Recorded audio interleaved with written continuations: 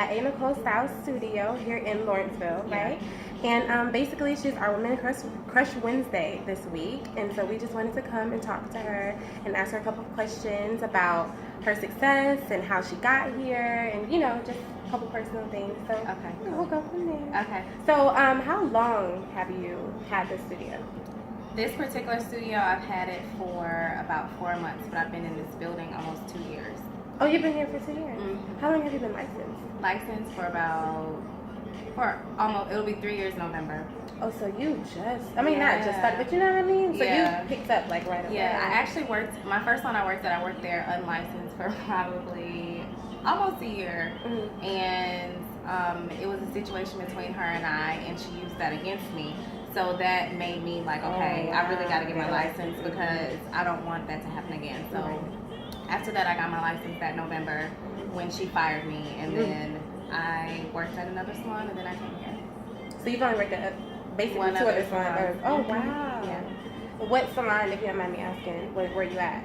Which one? The one after you got licensed. Yeah. After I got licensed, I worked at Callie's Hair Studio off of Old North Cross.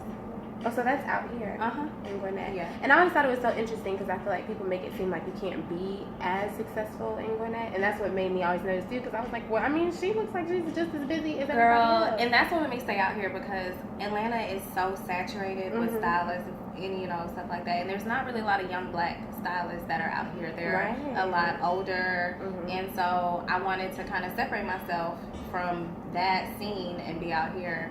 And I have clients who drive from Macon Grove to get their hair done. Yeah, so honestly, it's not really about your location. It's all about your craft, your professionalism, and your service. People don't want to have to sit in a salon all day for a service. They don't want to have to deal with a bunch of drama and stuff like that. And that's kind of why I like being in polish, because it's more private, I guess you can say. So yeah, I love it out here. People ask me all the time, are you gonna move to the city? If I move to the city, it'll be a separate salon. Like I will not just pick up and That makes a lot of sense, especially now that they know you're out here, and it's probably convenient for a lot of people who are closer to you and stuff like that. And people out here don't want to have to drive all the way to the city to get city-like services. So, That's really good. So what do you feel like your marketing strategies are? How do you feel like you got as busy or as successful as you? Let's see. So I think I became a stylist probably around the time when Instagram, like when that whole Instagram stylist thing like started popping, I guess. So I want to say Instagram and word of mouth. Because people see your hair and they're like, girl, who does your hair? Especially out here. I just feel like people think Gwinnett has this like, I don't know, like boring concept. So when you see like somebody with like a popping hairstyle, it's like, girl, who did your hair? So that, and then having a website is a big thing. Because the main thing people are going to do is put your name inside of a Google search and see what comes up. And when your salon comes up, or if you just type it in like natural hair in Atlanta, natural hair in Gwinnett, and this girl's website pops up and you see all these pictures, it's like, okay, I at least want to go check her out. Exactly. And then my online booking, there's a place for people to leave reviews, and I mean, all those reviews, there might be like 2 bad reviews on there, but that versus 80 good reviews, you're gonna be like, oh yeah, I'm gonna go check her out. And I always think bad reviews are good because it lets the person know it's real. I feel like if you see a bunch of good reviews, you're gonna be like, did they do this? Exactly. Yeah, right. That's true. It is true. Oh wow. So do you have a style sheet for online booking, or you I actually use Gembook. Okay. I use Gembook. I tried Style Seat, and my clients, they had a really hard time using it. Yeah.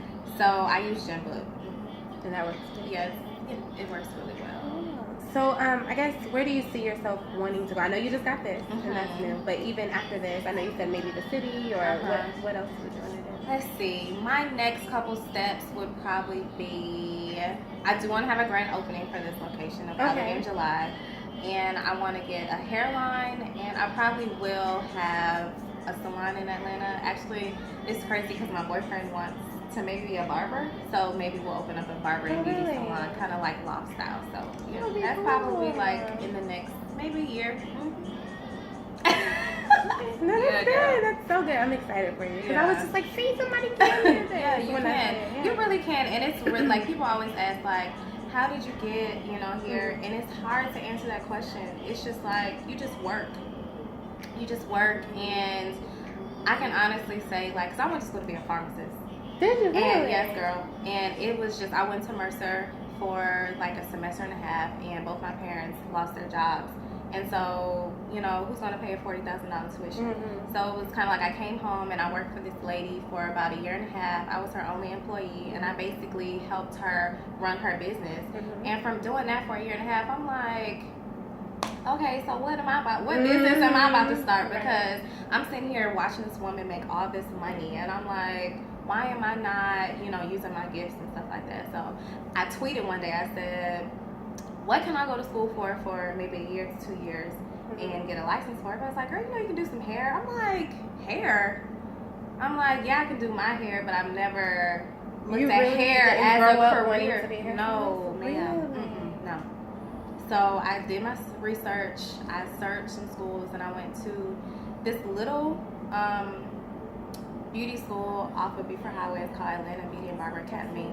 It was $10,000. I paid it. I got a $5,000 like grant or something, and then everything else I paid weekly, because it had to be something that I could pay myself, because my parents had 2 other kids, and I'm like, it got to be something that I can do. So I paid them weekly, and I graduated. Even when I graduated, I still didn't go get my license. Like I said, I worked in that salon for a year, and when that situation happened, I'm like, girl, you got to get your license. So I went and got my license, and girl, that was like 2.5 years ago. Wow. Yeah. And then you're like, and now, yeah, exactly. Yeah, that's awesome. Cool. Well, tell everybody your information, like your Instagram, your website, and everything, so they can know where to find you. Okay, hi guys. My Instagram is illfashion, ILLPHASHION. My salon is located in Lawrenceville, Georgia, off of Sugarloaf Parkway, and my website is anicolestyles.com. Okay, and thanks so much. Thank you. I know I interrupted your day. She's in between clients. But I'm so glad that you did this. I've been going to do this for a long time, so I'm happy you did it. Okay.